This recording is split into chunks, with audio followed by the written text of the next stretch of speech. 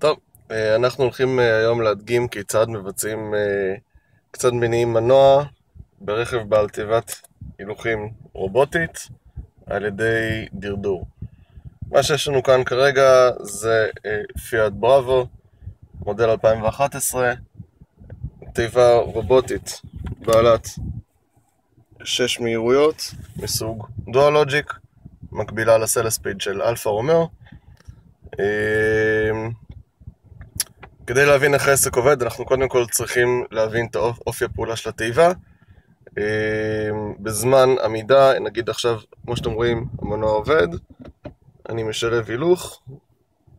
אוקיי, אנחנו כרגע בראשון.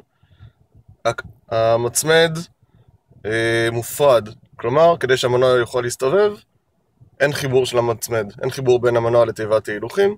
אם אני אתחיל לנוע, יתבצע חיבור הדרגתי של המצמד, עד שבעצם יהיה לנו חיבור מלא והרכב יוכל לנוע. כל זמן שאנחנו עומדים בהילוך עם מנוע מונע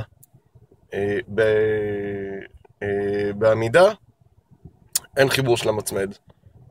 הלוגיקה הזאת משתנה כאשר המנוע כבוי. כלומר, אם אני אכבה את המנוע בזמן נסיעה בהילוך, המצמד אוטומטית יתנתק.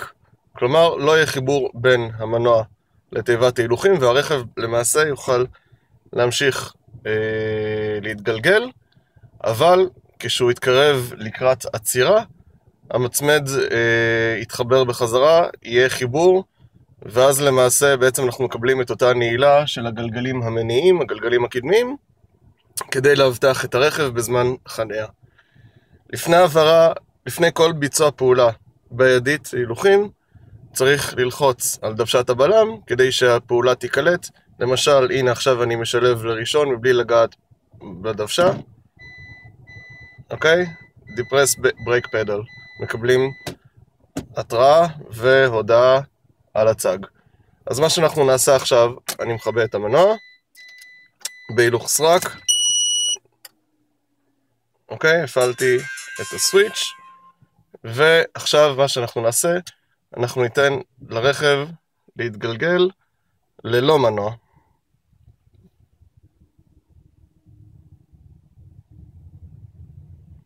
אוקיי, אנחנו לאט לאט עוברים מהירות. אני נותן נגיעה קלה בבלם, שם בהילוך, והנענו. אז כן, תיבה רובוטית אפשר להניע על ידי דרדור.